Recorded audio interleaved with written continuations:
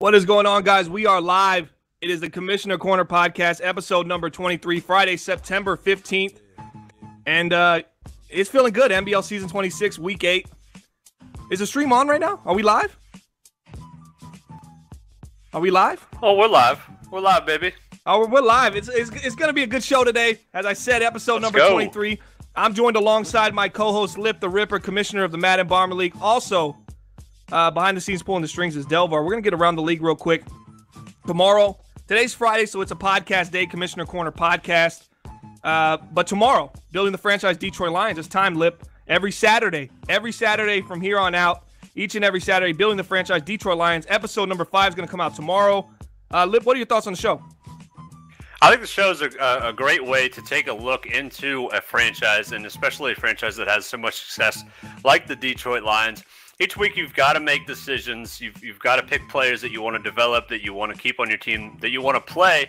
And whenever you see a team on MBL Live, or maybe just looking on Daddy Leagues, you see, who has the stats, who's played, but you don't always understand why. And building the franchise gives you a good look inside why a player is playing or why a player is trying to be developed. Yeah. And that's exactly what it's for. And I'm enjoying it so far. I look forward to it every week. A nice little addition before the college football on Saturdays every day. Yeah, absolutely, man. Thank you for the kind words. Guys, if you have any feedback, go to the BTF Lines, catch up if you're behind, and leave some messages. Let me know how you feel about the show. Also, 3 and Out, you're probably wondering where it's at with the Commissioner Corner Podcast. It is our game show. We're still doing it. We're going to pick up back next week. We've done 2 contestants. We're going to get some people on. Lipp, any ideas of who we're going to get on for the next contestant for the 3 and Out game show? I think I have it narrowed down to 2 people that I would like to see come onto the show. I would like to see Deca come on. I'm not sure if he's going to be available. He's been working so hard to get his family moved to Missouri. A big shout out to him. Another guy that I'd like to get on, I think Kyle might be available. He might be a solid third contestant. I'd love to see how he would do on the show, but we're just trying to get into the rhythm of the show and starting back up with Madden, and that show will be back next Commissioner's Corner Podcast. Yeah, and a quick breakdown. Let me cut you off real quick. So a quick breakdown. Chunky came on the show. I think he scored like a 5 or 7 or something. OSU came on, scored about an 11 or something. I don't know the exact scores right now. I don't have them in front of me. Our producer will have that for us next time. And we're going to basically, the top 2, I think, make it into the final stages. And then they battle each other in the final round. It'll be like a 6-episode season. We've done 2 episodes so far, so we have about 3 or 4 left. Then we have the battle round, and then there'll be a Hall of Fame, and there'll be some prizes to be won as well. So if you want to get on the 3 and Out, our quiz show, it's about NFL, MBL, and Madden. All about the history of the things that we love. So it's a pretty positive thing. The big 3. MBL Commissioner Corner Podcast is brought to you by the Web3Cast.com, affordable graphics for all your creative needs, but also a special announcement today. Leave the Web3Cast graphic up right now. But also the New York City Housing Authority is going to come in with a little donation today. Behind the scenes pulling the strings, brought to you by Delvar.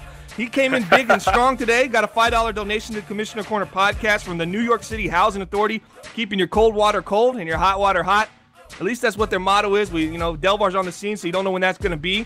But better late than never. I guess that's how the saying goes. Web3Cast.com. Make sure you check them out. Affordable graphics for all your creative needs. They got a new template coming out too. I'm not gonna run any spoilers on it, but they're gonna have some stuff coming out for leagues to use as a template to show game stats at the end of the games. They're working on some great stuff. Fred's doing a great job over there. Find them on Twitter at @allbusiness. Moving along tomorrow, MBL Live. We can put the Commissioner Corner Podcast logo up for this. MBL Live, 7 p.m. tomorrow, Eastern Standard Time. You have the Ravens taking on the Titans. It's gonna be a good game. The Titans, right? Oh, go ahead. I tell you what. I played these Ravens already this season, and they're currently sitting 5-3. One of the most underrated teams in MBL. I think that they really have a solid plan. The things that they're doing right now, it's extremely impressive compared to the last team in the MBL team selection. People didn't think that they would be able to be this successful, but Hound is doing such a good job, and I just want to give out a shout out to him that they are far beyond what I expected them to be just 8 weeks into the season. Yeah, and that's going to be tomorrow, and they're going to be on the road against the Titans. They got to play their Week 8 game versus the Dolphins, I believe. They won that game 20-0. They're 5-3 right now, coming off a couple big wins. 3 games, won through their last 3 games, 3 of their last 4.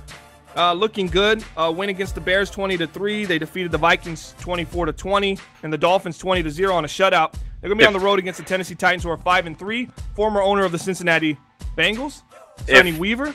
If Joe Flacco is listening right now, get the ball out quick. Titans are going to bring the pressure. Get the ball out quick, and don't hold on to the ball and sit in the pocket. Get the ball out quick reads, run the ball. You'll be set. And there we go. Every Friday, we're going to have an NBL-centric podcast. This week, it's the Commissioner Corner podcast. NBL Blitz next week is actually going to be touching on the Tennessee Titans, the team that is leading the NBL in sacks. So I don't want to spoil too much on that, but that's going to be a center topic for their next show, hosted with him and Chunky. They do a great job over there. Moving along. So tomorrow night, make sure you check out NBL Live. Delvar's going to be behind the scenes pulling the strings. I'm going to be on the broadcast. I don't know who my co-host is going to be. Maybe it'll be Lipp. Maybe we'll talk him into it live right now. You going to be on that with me or what? We'll see. Penn State plays at 7:30. It's going to be a tough call, but we'll see. 2-minute drill. It's 7 p.m. Eastern Standard Time. Tomorrow, Ravens versus Titans. Make sure you be there. I'm going to be there, and I guess I'll have a special guest person. You never know who can show up. Bring Kyle back. Bring Kyle back. Kyle's good. If y'all want to hear that list, put hashtag Lisp in the chat, but we're moving on. 2-minute drill. Lipp has 2 minutes to answer 5 questions here. He doesn't know the questions beforehand. Trust me. I put it on everything in the NBL. That is absolutely true. But before we get into the 2-minute drill, hold the graphic up there real quick. I want to talk about what's going to be on the show today. Davis Webb, New York Giants, rookie starting over Eli Manning. Big topic. We're going to discuss that. Takk McKinley. I didn't even know who that was. Lipp put that on there. So obviously a player for the Atlanta Falcons. We're going to talk about him. We're also going to be talking about the Raiders defense thus far in NBL season 26. And then Crossfire, we're going to open it up to you. So get your questions ready.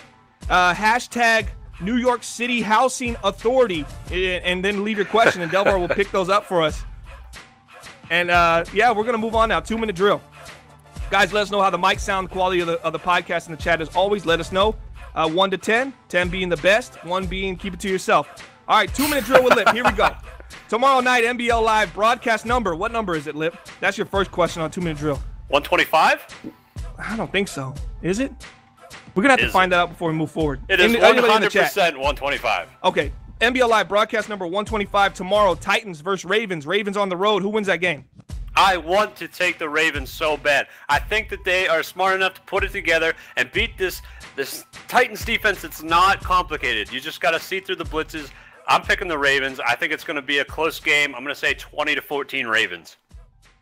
Chargers or Raiders, AFC West. It looks like where it's coming down to. The Chargers are currently a little bit ahead, 6-1. The Raiders 6-2. They lost to the Chargers earlier. The Raiders really have a shot to win this division. They have a semi-shot, and it's just because so far they've been able to hold it together at 6-2. But that defense, we're going to get into it later in the show.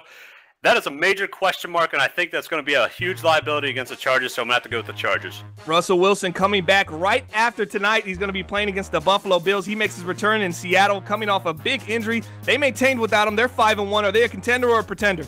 Look, they are going to walk away with this division. Right now, the Rams, the 49ers, and the Cardinals don't really know what they're doing. All of them below 500. Seattle Seahawks sitting at 5-1.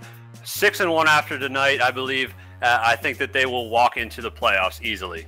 Rushing leaders right now, you got Isaiah Crowell at 896, then Dalvin Cook 673, Jalen Richards 672, Le'Veon Bell 626, Thomas Rawls 602, Isaiah Crowell way ahead of the pack in yards. Can he keep it up? But he's also ahead in attempts. Will he wear down?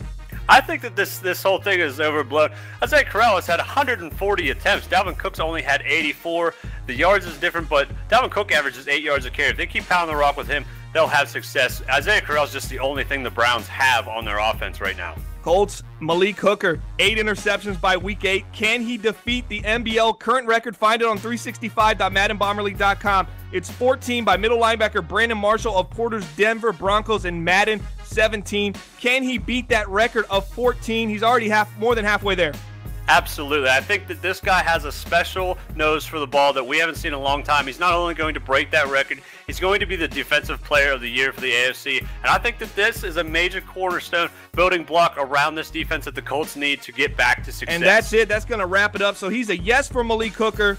I didn't catch Isaiah Crowell. There was a lot of shade being thrown there back and forth. I think he said Isaiah Crowell is the real deal. Seahawks are a contender. Chargers or Raiders. Raiders have a slim chance. Who wins tomorrow? Who'd you say again?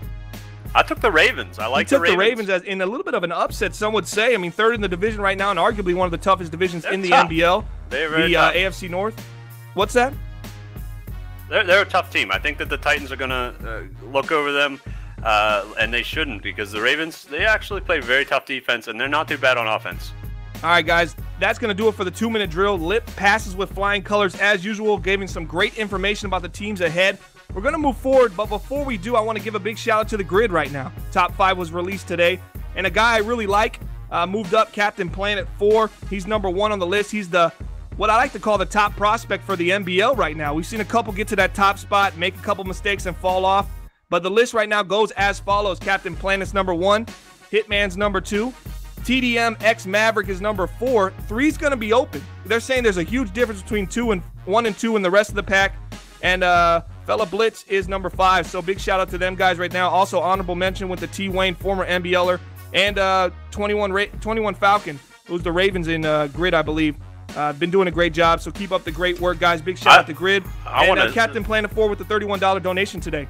I wanted to just say that I saw a graphic in Grid today by T Wayne, and I thought it was very good. It's nice to see those guys creating content for the development league, working their way to MBL. A huge shout out to those guys. Good work. Which graphic are you referring to? I don't remember. Was it a game recap? Honestly. It was a game recap. Oh, that's a. And T Wayne has done some good stuff, but that graphic actually is from. I believe it's online from. Man, I can't think of the name right now. They do some built-in stuff that I like. We can use it on Twitter. I can't think of this.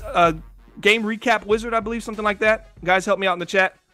I believe that's what it is. So that's a real that's thing. where you get it from. Recap wizard, and you can put your stats and stuff, and it creates a graphic for you. So very cool. Web3cast.com also cool. coming out. That's a very cool addition that I did not know about.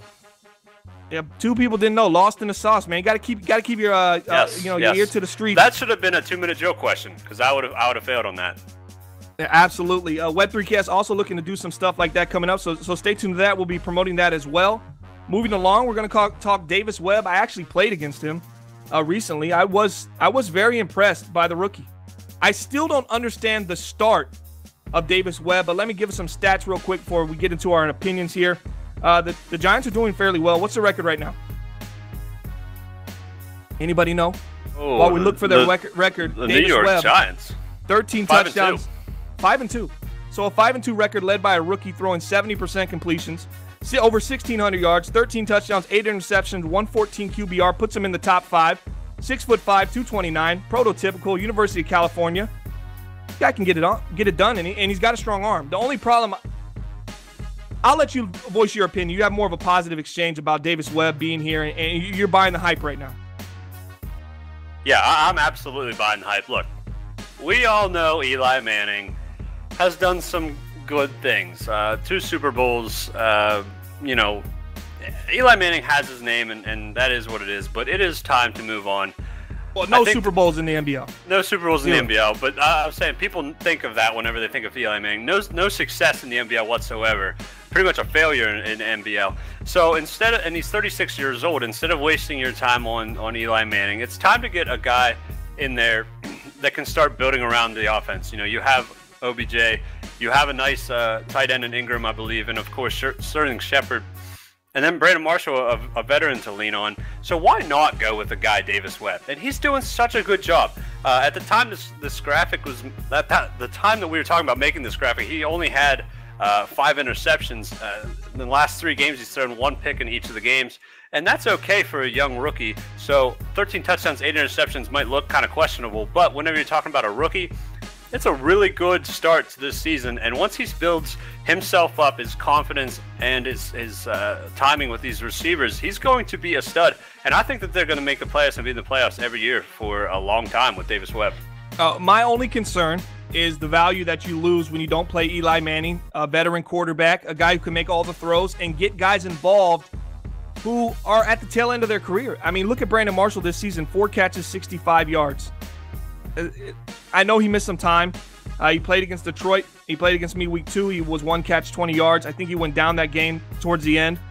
He came back week 7, 1 catch, 10 yards. I mean, you got to get 3 to 4 catches from Brandon Marshall. I think he's a usable guy, especially in the slot. Big body, can get open, great hands, great catch in traffic, someone you can utilize. But you have a quarterback, a rookie, who's a little timid. He's not looking to throw those passes. That's why his interception is down, because he's not making those throws to players to put a lot of pressure on the defense. He's kind of making the safe read. And I think that's going to hurt them down the line. I think this team has Super Bowl aspirations now, and playing him is going to make him better in 2 to 3 years. but he's still a rookie. He's young. He's 22 years old. I think he could have sat this year, and he's playing well. I mean, on paper right now, I probably look, like a hater saying something like this right now, but you got some tough matchups coming up. You got the Chiefs and the Draco defense. You got the Raiders coming up. You got the Redskins coming up. The Cowboys coming up, and a tough Cardinals secondary, and then the Redskins again. So I think down the stretch we might see those numbers kind of fade off, and we might find out if he's truly just playing above where he's at, or he is as good as he's playing right now. The game that I look to in this, and in my positive view of Davis Webb, is against the Los Angeles Chargers. Gubb has a good defense, a way of maybe not a great defense right now, but a way of making guys play above what they should be. Jason Perez is the corner there, very good, pieces. Joey Bosa. And Davis Webb went in there and completed 20 out of 22 pass attempts, 3 touchdowns, 1 interception, but he was sacked 6 times, which to me, that good defense getting to him 6 times, how much was he pressured, how much was he hit, and he still had the ability to stand in the pocket, make all those good throws, and come out of there with a win. That's a good team to get a win against, so that gives me a lot of positive hope for Davis Webb for the New York Giants. But he's been sacked 30 times, so the interceptions being at 8 kind of shows me he holds on the ball a little long, but he's still making good throws. He's not getting rattled. That's the positive you can take away. I just think more of a professional veteran like Eli Manning would be better, and I think I got a couple guys. You got Jarrell Davis in the chat right now. You got to play Eli this first year and develop Webb more. I completely agree. This guy was a 3rd-round pick. He wasn't a day 1 starter, but you went with him, and I think it might just penalize them. And so don't get your hopes up on New York so much right now, because the inconsistencies in that rookie wall is a real deal for me. And that's basically my take on Davis Webb. I mean, you got anything else to add on him? No, I think I've said everything that I wanted to say about Davis Webb. And Cowboys is my pick to win that division. Cowboys at 4-3. That's a little slow start for Dak and for Zeke. But we have to talk. I don't know, but we got to at least point out the fact that Ezekiel Elliott only has 2.9 yards per carry right now, only at 279 yards. That's your guy. That's an issue. What you lean on. That's an a big issue. But injuries have been a big deal for this team. I mean, I can look at center Travis Frederick out 6 weeks, Zach Martin right guard out 6 weeks, Dez Bryant out 7 weeks. So I mean, you're taking away the ability to hold the line, and then you lose a guy like Dez Bryant, and you've lost some players on defense. Sean Lee and Jalen Smith's going to miss the entire season, maybe some of next year. He's out 23 weeks. So the injury bug has hit Dallas, and I think that's hurt them. But I think they're starting to figure it out. They won 3 of their last 4, and they're a top 5 defense right now, 3rd in the league in points allowed. Best against the rush. So you got a team that's best against the rush. I think the running game starts figuring it out as the season progresses, and that makes them dangerous. But let's move on to a topic you wanted to talk about. Takk McKinley. I didn't even know who he was. I'm educating myself as we speak right now. Guys, in the chat, give us some thoughts on Takk McKinley, what you feel about him. Lipp, you wanted this to be a topic. What's the topic in Takk McKinley? I like Takk McKinley a lot, because I didn't even know that he was going to be this kind of player at the start of the season. I knew that they had drafted him. He was the 26th pick in the 1st round. But I didn't expect him to kind of take on this role whenever the team needed something. They needed something to be proud of desperately. Matt Ryan and Julio Jones go down in the first half of the season for a little while. Yeah. Takk McKinley comes in, and he starts putting up some good numbers for a rookie. He has 7 sacks so far. And that's something that they needed. They needed a good defense. So you look at their defensive numbers; they're 5th in yards, 9th in passing yards, and 8th in rushing yards. The only thing that's kind of questionable is their points. It's 16th, but that's a whole different thing. But Takk McKinley is the bright spot of this team right now as a rookie, and the best thing that you can point out about him: 7 sacks in 8 games as a rookie, and only 21 years old. I'm sorry.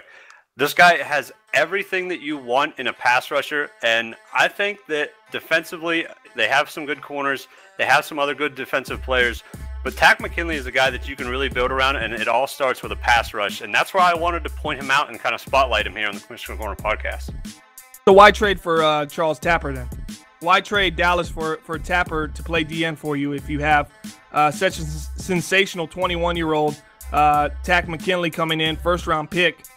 But now you go back and you trade Dallas for Charles Tapper. Well, that's an easy question to answer, because on your defensive line, At D tackle, you have Dontari Poe and Grady Jarrett, who are two really talented defensive tackles. So then you go out to defensive end. You have Takk McKinley on the left side. His backup, it's Brooks Reed at 30 years old. Not really going to play much with McKinley there. And on the other side, you have Adrian Claiborne, who is 29 years old. Not sure if he's ever going to develop into what you need. But Charles Tapper has some speed for a defensive end. So you mix Tapper and McKinley on your defensive line along with Poe and Jarrett. That really solidifies your front four for a very long time. Probably the entire cycle, if I would have to guess, knowing Doughboy. And Dontari Poe actually is on his a one-year deal with Atlanta. So it's going to be interesting to see if they bring him back. 27 years old, 328 pounds. You know, big guy, can play nose tackle. He's on a one-year deal, so you're going to have to pay him. So maybe they're looking at these contracts and say, bringing in Charles Tapper, he's got 3 years left. Takk McKinley's got, a rookie going to have 4 years left.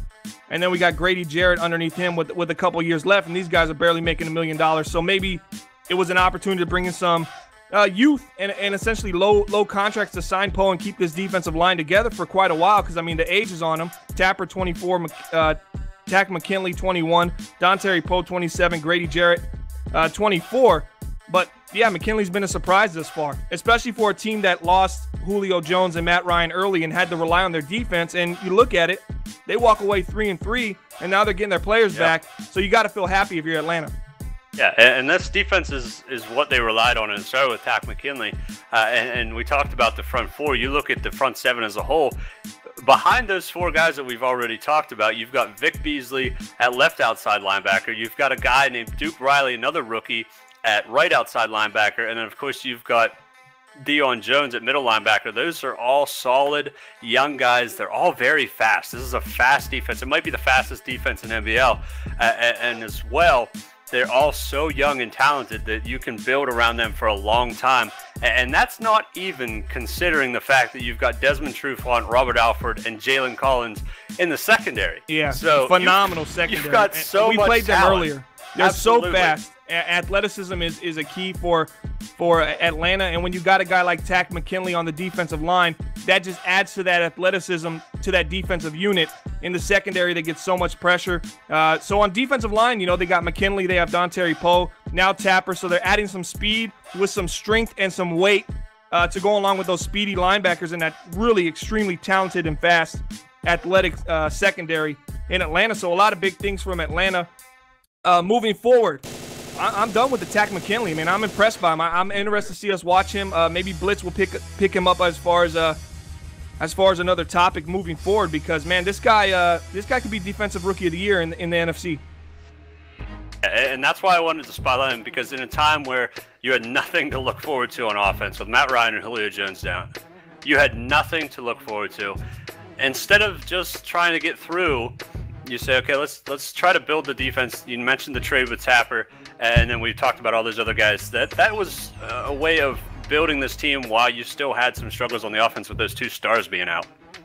Yeah, absolutely. And being a 4-3, I think signing Dontari Poe is key, because it gives them the ability to hybrid into a 3-4 if they need to, because he can come in and play nose tackle. I see a lot of teams doing that nowadays. They're bringing in these old 3-4 D tackles and allowing them to play 4-3, and it just gives them a hybrid sense, and they can put some speed out on the field at linebacker as well and stand some guys up. So Atlanta's got a really bright future. I really think, I'm surprised by Carolina right now. I think this is Carolina's division, but coming into it, I thought Atlanta, was going to walk away with it, and Tampa's played well as well. Yeah, we talked about it. Before the season started, Doughboy had said that the Atlanta Falcons had the best roster in the NBL. I know that you've taken some hits with losing Matt Ryan and Julio Jones. Everybody can understand that. But what a lot of people didn't see was you coming out on the other side of that at 3-3. So you're only 2 games behind the Carolina Panthers. I'm not sure if they still have another matchup down the road. I'm pretty sure that they do. So you still have a shot. This season I think is they not do a have waste. the best roster out of box, actually. I didn't think so, but look at the defense. The secondary is so. It's amazing. People aren't looking at it. Their depth at halfback, their offensive line is good, but their secondary, it can literally match up with any offense in the league right now, and that's a huge benefit. So they're dangerous down the stretch, and they played a lot of their schedule thus far. So they're going to be a little bit of a wild card. I mean, they played the Lions already. They played the Bears, who's a tough team. They took losses there. They've already played the Patriots. So their schedule, tough part of the schedule is going to be tested week 9 when they go into Carolina to play the Panthers. That's really going to determine where this division is going to end up. And then week 17, they play the Panthers at home with an opportunity maybe to win the division if Carolina falters a little bit. But moving on, we got another topic we're going to talk about, Raiders defense. Thus far in the season, the Raiders currently sitting at 6-2, but it hasn't been too pretty. If you look at these stats, the defense 32nd in yards allowed, 32nd against the pass, 29th against the rush, 19th in points allowed. Defense has created some turnovers and held teams to 3. But, man, this might be the worst 6-2 defensive team I've seen in NBL in quite a while. Yeah, I think that what the problem is you have such a good offense, and then you have such a fiery coach like Jack Del Rio. We're going to hear from him here in a little bit. It's kind of confusing why this defense is so bad with so much talent. They have a good secondary. They have a great pass rush. I think that it's obvious that the defense is the missing piece. But when you're 6-2, with your offense playing so well, it's such a good thing to have. And you can work on your defense as the season goes. It would be a really different story if maybe they were 4-4 or 3-5 at this point in the season. Yeah, I'm just as confused as you. I think that maybe they're kind of figuring it out right now. A little bit of a sluggish start on the offense as well. I think field position has to do a lot with it. They haven't got much from their offense. We've seen a little bit of a bright spot in Jalen Richard offensively. But let's keep it on the defensive side. Khalil Mack, eight sacks. He's living up to his part of the bargain. But outside of that, we're not seeing much from the defensive line as far as production. Mario Edwards Jr. has 3 sacks so far, but he's only done it in 2 games. We haven't seen anything from him since week 3. He got hurt, obviously. That's why I'm finding that out right now. You got to do your homework here. Aldon Smith, 3 sacks. It's just you see the stats on paper. It seems to be okay. They got 18 interceptions as a defense, but they're just not getting those stops and not getting the team off the field, and it's allowed for them to give up 318 yards per game. Lipp, that's something right there. If I'm Oakland, I'm concerned. Yeah, it's a huge concern, and I want to play a little clip from Jack Del Rio talking about this defense. We're going to get up here in a second. I think that maybe the problem is that they've had so much star talent come to this defense all at once that maybe they're just not gelling yet. They need some time to work together and figure out what they each need to do, and Jack Del Rio is going to talk about it, about each player doing his job. So I want to get up here. I want to get it up here for everybody to see Jack Del Rio talking about his defense for the Oakland Raiders. Not really. No, I think we work at it. We'll hold the call. We'll set the group up to the line quick and make them work in a hurried environment. We'll use crowd noise at home when we're on defense because we know we're going to do that as defense. So, no, we're going to continue to do the things we know we need to do to prepare. So it's really not a matter of again, we're not looking for alibis. That'd be an alibi. Get your job done. Know what you need to get done. Have your eyes right.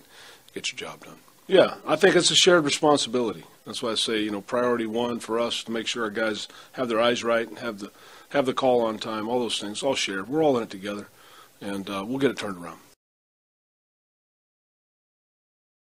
So right there you hear Jack Del Rio talking about everybody having to do their job. And like I said before, I think that it's just a matter of fact of everybody's got some star talent from different places. You've got people in the secondary who've come to this team. You've got Khalil Mack and Aldon Smith who haven't really got to work together a whole lot. So I think that once these guys get it together and they start figuring out what the guy next to me is going to be doing and in relation to what I need to do on this play, it's all going to come together at some point because they have way too much star power to be 29th against the run and dead last against the pass. Yeah, and you see in the chat right now, they're talking bend, don't break. That's a lot of bending. I mean, 32nd in yards is a lot of bending. Definitely a concern for a team. You're looking at the difference. You're giving up 318 yards per game. You're only getting 262. You're only getting 151 passing. You're giving up 228 to the defense, and then you're running for 111, which is second in the league, which has been your savior thus far. Jalen Richard has been the early season MVP for the Oakland Raiders, really saving this team as Marshawn Lynch has gone down so many times. I don't know if we'll see him back next year. I couldn't see him actually staying in the MBL. He's really struggled to stay healthy, and I don't know who would want to take a chance on him. But they've done just fine without him. Their offensive line running has been phenomenal, and it's allowed them to control the clock and win games that way. It hasn't been very pretty, but they're 6-2 right now, and if their defense steps up, this is a dangerous team. I think that you've talked about the Dallas Cowboys getting healthy, and that is their issue with getting Zeke running the ball. So whenever you look at the Oakland Raiders schedule coming up, their biggest hope is that they can figure some stuff out next week, week 9 against the Miami Dolphins, and then they go into a bye week. And they're going to have to use that bye week to figure some things out on defense, because on the back end of the schedule, they've got some teams that could balance out that 6-2 record with such a terrible defense. They've got the Patriots in week 11. They've got the Giants in week 3. They've got a very tough defense in week 14. 13. Yeah, week 13 Giants. Week 13 Giants, and week 14 they've got to play such a tough defense in the Kansas City Chiefs. If your offense can't get it going, and you're not going to be able to rely on your defense, that's a team that can beat you, no doubt. And then after that, they have week 15 against the Cowboys that we've talked about, and then they finish up the season with the Chargers, who are 6-1 right now, leading the division. So you've got to figure things out this coming week in week 9 against the Dolphins, and your week 10 bye week, and fix that defense, because you've got a little bit of a tough stretch coming up. Yeah, I'm going to look at Patriots, Giants, Chiefs, Cowboys, and Chargers. So those 5 games I'm looking at. The other ones they have to win, the Broncos and the Eagles, should be wins for them. That'll put them at 8 wins. I want them to go 3-2 in those games and finish the season 11-5 and make the playoffs. I want to see them win 3 of these 5 games. That's going to be week 11 Patriots. They're at home. Week 13 versus the Giants. They're at home. A 5-2 Giants team, a 5-2 Patriot team. And then week 15, the Cowboys, they're at home. So they have a favorable schedule against these tough teams, as they're going to be at home against a lot of these teams that are traveling to play them, and that should provide them a little bit of an advantage. I'd like to see them beat the Chargers, get a split. The Chiefs, they're 2-6 right now, but I don't count them as a slouch. So let's say they beat the Chiefs and they end up beating the Patriots or the Giants. They win one of those games. That's 2. And I'd like to see them beat the Cowboys, at least, and come 3-2 and win 11 games. But it could get real slippery if the defense doesn't step up, because 29th against the rush, and you're going to play against the Dallas Cowboys, you're going to have some problems. Yeah, and you don't even just look at that against the Dallas Cowboys. You know that the Chargers are going to have a good run game too. If they can't pull out not the easy wins, but the wins that you think that they should get against the Broncos, the Eagles, possibly the Cowboys, then it's going to be extremely tough. But on the bright side, if they can beat those 3 teams and win the games against some of these tougher teams, they could be walking into week 17 in a must-win situation against the Chargers, who that game could be for the division. So I would not, if I was the Chargers, I would not relax at all. Heading into week 17, it's a long way away, but you have to make sure that you get this defense right before you even start thinking about those games down the stretch. Yeah, and you're talking about going into your bye week with a little bit of feeling good, a little bit of momentum. I mean, who couldn't ask for a better schedule? You get to go to Miami, enjoy that nice beach, and then sack the heck out of Jay Cutler or Tannehill, whoever they go with. I think they're switching to Cutler this week in week 9, and this team has given up more sacks than anybody in the league. So they might come into that game feeling good, and get a nice win, go into the bye week, correct some of the mistakes in the first half of the season. And this might be a really dangerous team in the second half, and this will be a topic we will touch on the next Commissioner Corner podcast, which will be let me pull my calendar out here, which will be the 29th of September. So we'll probably be 6 weeks from where we are now. We'll probably be around that Chargers game, and we'll get to see how they fared against those 5 teams. That's what it is. For the Raiders right now, it's week 11 versus the Patriots, week 13 versus the Giants, week 14 versus the Chiefs, week 15 Cowboys, week 17 Chargers. I need to see at least 3-2 from them. And if they do that, they're in the playoffs, and they're gonna be dangerous. I think that you pointed out the biggest concern right now. Next week, like you said, they're going down to Miami. Do not get too confident about the outcome with what happens in that game. You can't go into your bye week thinking, oh, we did so good against Miami because they're a struggling team. They're 1-7. You can't struggling is saying it nicely. Yeah. Well, we could talk a whole episode about how bad the Miami Dolphins have been. At least the weather's been good. Yeah. For Miami. But, man, this team has struggled. And yeah, that's going to be a false hope if you take that as any kind of fix to what the real problem is right now. But I'm done talking about the Oakland Raiders. It's time for Crossfire. We got any questions out there? Any hashtag? What was the hashtag we put? New York City Housing Authority. Hashtag New York City Housing Authority in the chat and ask your question, and we'll talk about it. You're welcome, Pricey. Pricey, the owner of the Miami Dolphins, trying to get the ship right. I say go with Jay Cutler because everybody likes to blame Cutler anyways. Obviously, quarterback situation there, probably looking at drafting one in MBL season 27. Might have the number 1 pick. So any questions we got right now, I'm going to see if my producer has anything for us. For the Crossfire segment, we'll talk about anything y'all want to talk about. Except for that NBL live game last night. That's off limits. No. We need to talk about it. It's good to get it out there. Everybody hashtagging, not asking a question. Big shout out to Jiggy J-Rod in the chat. Participated in our EA Access tournament. We'll be doing that every year. Big shout out to him right now. On the waiting list for a grid. What's that? The 49ers right now. It's rebuild, Lipp. I speak often with the 49ers owner and their management team. And honestly, they are liking what they're seeing. They are the happiest 2-5 team I've seen in the NBL in quite some time. This is not a win now for them. This is a win in 2 to 3 seasons. They're looking at an aging Seahawk team, and they're a young and upcoming team. They like the rookies they have. They like the receivers they got right now. There's some potential there. Pierre Garçon has been a great locker room presence. Marquise Goodwin has been, surprise. I mean, they've enjoyed him there. 15 catches, 158 yards. He's got the speed to go over the top. And they got some young players on their depth chart that, rookie last year, I believe it was Reuben Foster, 23 years old. He was a first-round pick at the end of the. No, he's a rookie this year. Excuse me. First-round pick Reuben Foster, and they also have Solomon Thomas, rookie as well. So I think Reuben Foster got hurt last year. That was what makes him a rookie now. Am I right about that, Lipp? Let me just put this 49ers team. I like the 49ers. I'm high on San Francisco. Let me just talk about this for half a second. Okay. Think about this. We just talked about the Oakland Raiders and the talent that they have on that defensive side of the ball, and they're dead last in passing defense. San Francisco 49ers, I don't know if you could name a person on their defense outside of Navarro Bowman or Solomon Thomas. And this team is 3rd against the pass. They're 31st against the rush, which you can clean up with a D-tackle in the 3rd round or a nice free agent signing. But they're 3rd against the pass. And that's saying a lot when this San Francisco 49ers defense is outperforming a team like the Oakland Raiders when you compare the talent on each side of these teams. Yeah, and I like this defense, man. Honestly, I see a lot of positives flying around. They got a great corner in Rashad Robinson, 22 years old. I mean, check this guy out, Lipp. 6'1". He was drafted in the 4th round from LSU. He's got the speed. He's got the ability. He just has to, get the coverages up, get his awareness and play recognition up. But this guy's got the physical tools to be a number 1, number 2 corner on a winning team. Also they got Witherspoon over there. Yes.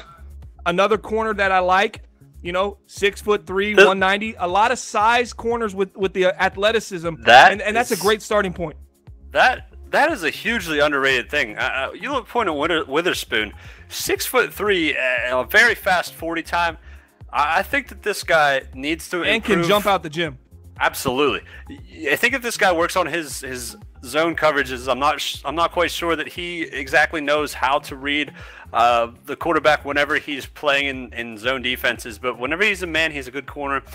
Whenever he figures out how to play zone and starts to get the feel for where he's supposed to be in this defense, at 6'3", very fast 40 time, and good coverages, I think that Witherspoon could be a good addition to the team. In addition to Rashard Robinson, because once you get those corners playing, elite type football, you're going to go from 3rd against the pass to, maybe 1 against the pass. And that's a pretty scary thing for every other team other than the 49ers. And this might be one of the worst offensive lines in the NBL right now, maybe the worst. Their best offensive lineman, 33-year-old Joe Staley, still a phenomenal Pro Bowl caliber offensive lineman, but everybody else, no name. You never heard of them, and they're not very good. And Brian Hoyer's the quarterback. Carlos Hyde's the running back. So you got guys, essentially, I think they're right where they believe they're going to be, and I think they're going to turn the corner in about 2 to 3 seasons. Another question we got coming out was about, see if I can get back up to it. Favorites to win for MVP at this point. For me, Ben Roethlisberger's been on fire. That's mine. I know Lipp don't like to toot his own horn, but his stats have been undeniable. Crowell's have been great. I mean, look at the Browns. The Browns are 6-2 out of the box. That's pretty impressive. Crowell's averaging 6.4 yards per carry, and he's taking all the load. I mean, you can place the majority of success of Cleveland on him. But Ben Roethlisberger's been phenomenal. Antonio Brown's been great. So the Steelers obviously have some guys there that you're looking at as well. Those are mine. Lipp, anybody I didn't mention that you see playing great? I actually, surprisingly, I've been hard on this fella for most of his time, but Cam Newton's actually really surprising me, and it's because they have such a good run game. They really commit to the run. But Cam Newton, 16 touchdowns, only 10 interceptions, completing 68% of his passes, and a quarterback rating of 117. This team really has it figured out with Luke Kuechly leading the defense. They have a solid run game. Doesn't matter who you put in at halfback. Cam Newton's leading this offense. Kelvin Benjamin also has very good stats for what you would expect from Kelvin Benjamin. So I think Cam Newton's leading this team to exactly where they need to be going. And I would put him for sure in that MVP race for this season. Another question from T. Porter asking, who wins the NFC East? I already gave mine perspective on that. I chose the Dallas Cowboys. I think they come back. Sorry about that, Porter. I don't see the Redskins doing it. I think you've had a couple chances here. I think you could easily you should have beat the Cowboys this last week. You were up. You ended up losing 21-14. You were up 14-7 in the second half. That was a big win. I just got the Cowboys. I think they're the best team on paper, and I think the rookie quarterback that the Giants have will kind of waver a little bit towards the end of the season. Who do you got in the NFC East? I'm still sticking with the Giants and Davis Webb, mostly because they just took a tough loss to the Seahawks, but that defense is so talented.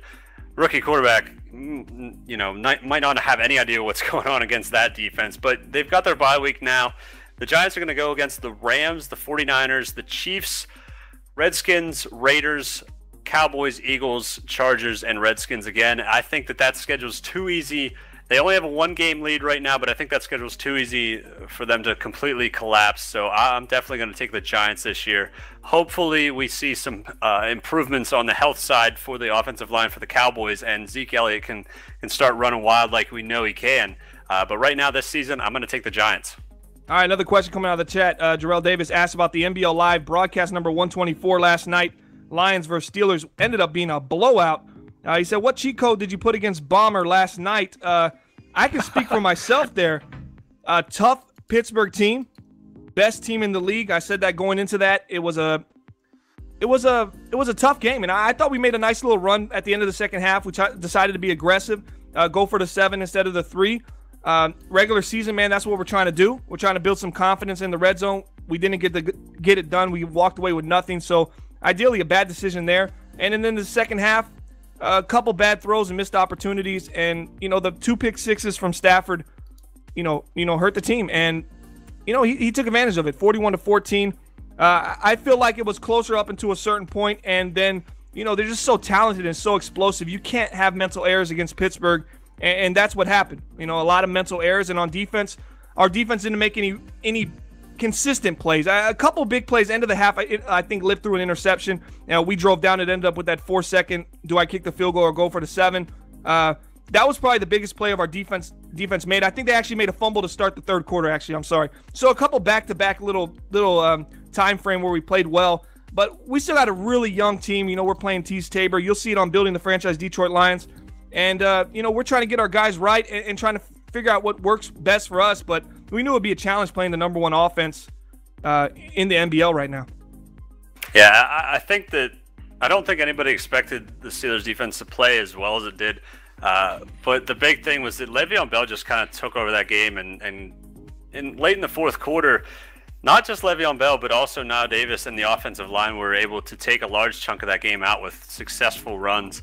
I think that whenever you have a successful run game, and we've talked about this with what the Cowboys have been able to do, could be able to do with such a dominant run game, you can run the ball and really control the game, and that's something that people don't really think of. They see a lot of outstanding quarterback stats, and they just they want to think that's the engine of an offense. But when you really can run the ball solid and play defense behind that, that really changes what your opponent feels like whenever they go into a game. So a shout out to those guys for helping control the game, and Le'Veon Bell is making a case for a big contract deal coming up. Yeah, and you look at that, to add on to that, the games I have contended with the Steelers and defeated the Steelers, I've had big running games. So running, when you play an opponent that's so strong and you feel you're strong and your strengths are kind of similar, there are those little things that step up, like Lipp having a great running game last night. Adding that threat makes it virtually unguardable for my guys right now. I have to worry about the run, I have to worry about the pass, and honestly, I need to make him one-dimensional in order to have a chance. And as pass heavy as I am, I really was able to run against him in the previous Super Bowl and the one before. I'm pretty sure Lipp, right? I think that was Amir Abdullah before that one. And Bubba Dillon. That really is what changed the game. It never was really passing. Anytime I've defeated the Steelers, it's always been running, because you have to put so much emphasis on the pass. You have to take advantage of that by running the ball. And yesterday, I didn't have anything going running. He had both of his options working, and it was honestly just it just felt like like Project Fat rolling downhill, man. Good luck.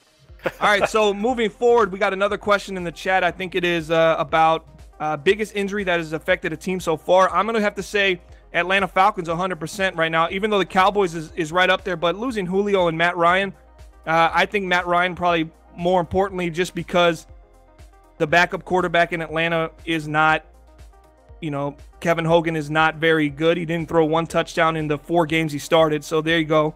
0 touchdowns, 6 interceptions. I just think that changed the whole dynamic of this team and how they were playing, and they had to go into a shell of themselves and run the ball, and they ended up being 3-3. It worked out, but I thought that was a big. I think that team could easily be 5-1 right now. Yeah, I think that's the biggest change that I did not see coming, but that's we were only halfway through the season, so we'll see what comes out of it moving forward. And JY asking about what about David Johnson in Arizona? What about him? He's on the Arizona Cardinals. JY's the owner of the Arizona Cardinals. Any coincidence with the question? I don't know much about David Johnson. I'll look him up. Oh, wait. I'm on the Cardinals. I went to the wrong team because that's who he was last year. The Buccaneers, excuse me. The Cardinals had a great preseason. I can say that. Really great preseason. A little disappointing. David Johnson, I guess David Johnson's obviously out. He got injured, which is common in the MBL. I don't think he played a full season, the entire cycle of Madden 17. Now with more injuries in Madden 18, it seems like more of the same from David Johnson. Just a great back, and he has got great ratings, but if he can't stay on the field, what good is he to you? Yeah, the thing is, he right now averages 7.1 yards per carry. He must have been out for a long time because he only has 21 attempts. If you can imagine that guy getting the attempts that Isaiah Crowell has at 140, he might be at 1,000 yards right now. Yeah, absolutely. And David Johnson, all the talent in the world, but if you can't be on the field and you can't take the snaps, then it's only, what's left. He has a really team-friendly salary right now. So not this year, but the next year in MBL season 28, he's going to be a free agent. Are they going to re-sign him in Arizona? He'll be 27 years old. He's got the kind of longevity in his stats, the stats that, don't really, they go down a little bit speed here or there, but he's got the skill set to probably be a halfback that plays till he's 31, 32. But if he don't stay healthy, I mean, how can Arizona pay him? What do you think about that? Should Arizona pay this guy if he continues to stay injured throughout this year and next? It's such a tough call because I'm not sure if they have the offensive line to be confident in saying, okay, we let this guy go, we can put anyone back there. I'm not sure of their feelings. Kerwin Williams averages 4.4 yards a carry, but only has 2 touchdowns on 63 attempts. So kind of questionable to let such a star like David Johnson walk just because of one injury. If this was many injuries back to back and he just didn't play at all this year, it would be a very tough decision. But I think if it's just one long-term injury, I would just re-sign him and continue with a star halfback. Yeah, see, and maybe this is my mind because I'm a pass-heavy kind of guy. I believe Lipp's pass-heavy too, but he runs it much more than me. I definitely could say that, but I could not pay a guy that gets hurt. And I look at NBL history. You know, Bob owned the Arizona Cardinals last Madden 17, and he never completed a season. Somebody picked him up after Cardinals did not re-sign him in last Madden cycle, and he couldn't stay healthy then either. So I think it's kind of the script for this guy. I wouldn't stay away. If he was a free agent and I had the money to bring in a halfback, I definitely ain't going. I'm not going to go that route, especially have to deal with someone who can't stay on the field and stay healthy, because then you're just throwing money away. That looks like it's going to do it for the show. I don't think we have any more questions right now. Big shout out to Delvar behind the scenes pulling the strings. This was MBL Commissioner Corner Podcast, episode number 23, Friday, September 15th, MBL season 26, week 8. Don't forget tomorrow, Building the Franchise Detroit Lions. Also, 7 p.m. Eastern Standard Time. It's going to be a live stream. We got the Ravens at the Titans. Two teams with winning records right now, trying to show that they're tops in the AFC, or are they at least belong in the discussion. For Lipp, my co-host and co-commissioner of the MBL, along with Delvar behind the scenes pulling the strings. And don't forget the New York City Housing Authority. Big shout out to them. Web3ks.com, our sponsor. We hope you guys have a good Friday night. And next Friday, we'll see you with MBL Blitz. That's right, because every Friday is going to be podcasts for MBL on this channel. We'll see you in 2 weeks for the Commissioner Corner podcast. And if you got any topics or ideas, leave them in the comment section below. Hit that like and subscribe button. And we will see you next time on the MBL Network.